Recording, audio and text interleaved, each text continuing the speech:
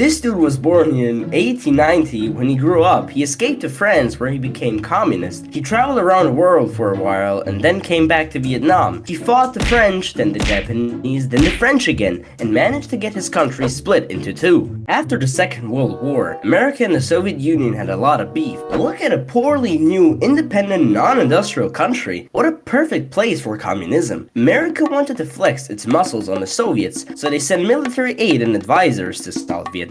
Unfortunately for America, that guy that they were supporting was fat, paranoid, and a brutal dictator. He gave important jobs only to Catholics, who were like less than 5% of the population. While him and his boys were busy partying, Uncle Ho and his boys were busy recruiting supporters in the South Vietnam, who would later become the Viet Cong. Their enemies, the South Vietnamese army, were corrupt, disorganized, and poorly trained. This all allowed Viet Cong to become more and more influential in the South. North and the South were both supposed to hold elections to decide who would rule the entire Vietnam. Hold on, there are a lot of communists in the South, so I might lose. I can't just rig the elections. Wait, no, I have already done that once. Aha! How about I don't hold the elections at all? So Big Brain ZM decides not to hold the elections because you can't lose if you don't play. Ho Chi Minh was furious and tensions between the two sides continued to rise. Meanwhile, the USA was having a hard time containing communism in the world,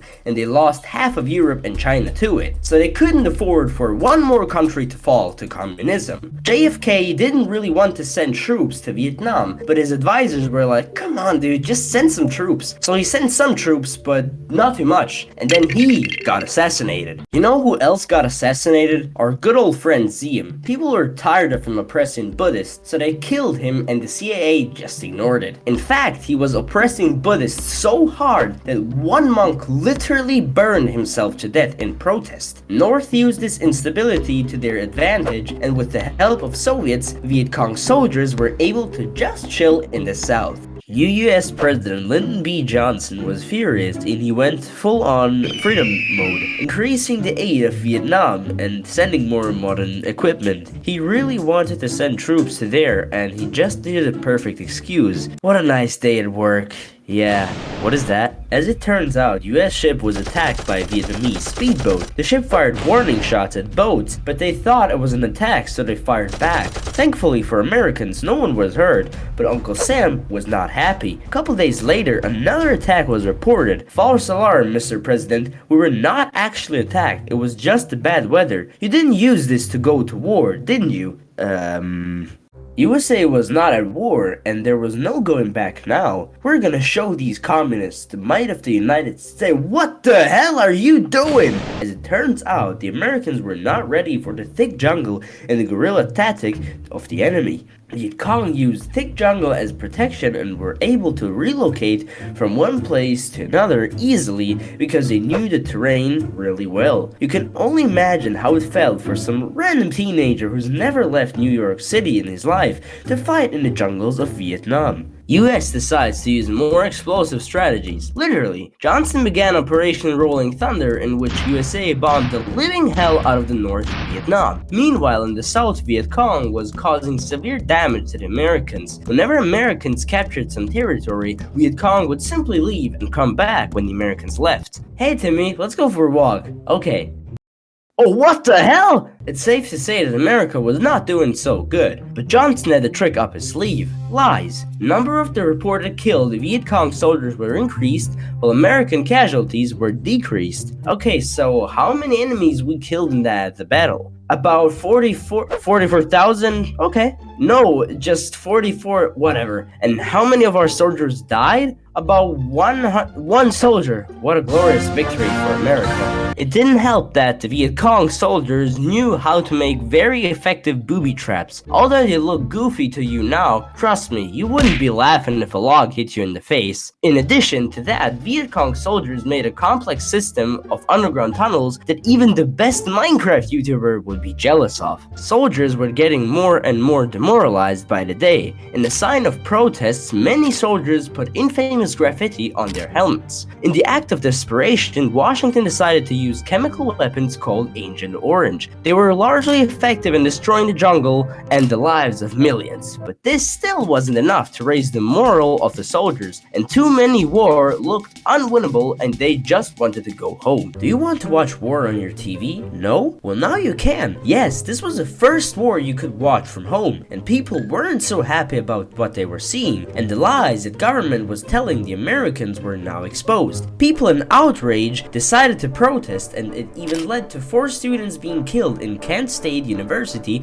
in Ohio. Public was now more divided than ever. Some viewed the protest as unpatriotic, and others saw war as pointless. Back in Vietnam, situation wasn't much better. Young, inexperienced US soldiers weren't able to defeat much more experienced Viet Cong soldiers, and very little progress has been made. What a beautiful day it is today. Mr. President, it looks like governments in Laos and Cambodia are failing to communism. How could this day get any worse? People say that your hairline looks like highway if it was built by drunk construction workers. As it turns out, communism in the Southeast Asia was spreading like wildfire, and America looked like it was unable to do anything about it. Even with the help of its allies, it still couldn't defeat the small rice farming nation. Ouch, what the hell? You know the tunnels that we talked about in the last video? It turns out they're absolutely gigantic. Viet Cong soldiers managed to somehow fit an entire hospital in there. Just like any other war, this one also had its fair share of weird stories. Like this soldier who was 4'9", who was one of the best soldiers in the whole war, he even earned the Medal of Honor. So next time you use your height as an excuse, remember this man. There was even this one man who took a mortar to the leg and survived. Not only that, he fought bravely to his death to save lives of his friends. But this didn't improve the morale of the troops, and many of them died and were captured. Those who were captured had to go to work camps in Hanoi, where they would be tortured and worked to death. One famous moment occurred when US prisoner was interviewed for propaganda, and while he was talking, he managed to blink out the word torture in the Morse code. There was also this one guy who pretended to be insane, so guards released him because they were tired of him. We need to end this war. Any ideas? How about we discuss this after the Tet New Year? But what if they attack us? Then let's attack them first! So in January 1968, North unleashed the massive invasion of the South, and Americans were not prepared. They were even pushed back to the cities,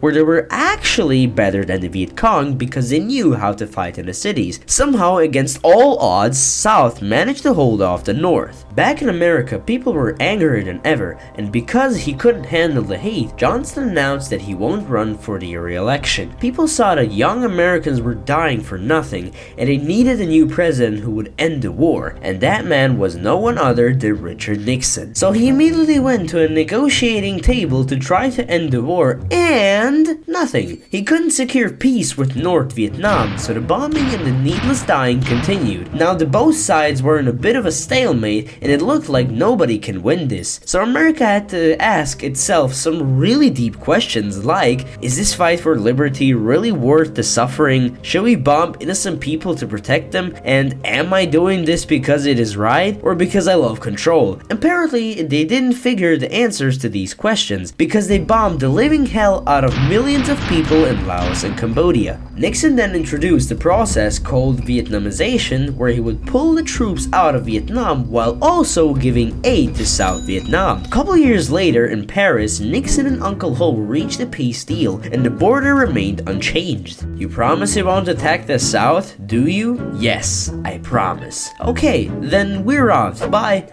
Boys, get your guns. After the Americans left, South Vietnam was in shambles, hyperinflation, lack of food and resources. Everything was miserable. Then the North decided to invade again, but this time things were going much better. They were advancing in lightning speed, and fall of the Saigon looked inevitable. On the 13th of April, while the whole city was in panic and everyone was leaving, Viet Cong troops entered the city and raised their flag. This was it. The war was over and Vietnam was united. Vietnam wasn't the only one to fall to communism. Laos and Cambodia did too. America was humiliated on the international stage, and it shoved that it was not invincible, and Vietnam was finally free. Ho Chi Minh died before the Vietnam could be united, but to the people of Vietnam, he was an absolute legend. That is it. Subscribe if you enjoyed the video, and bye.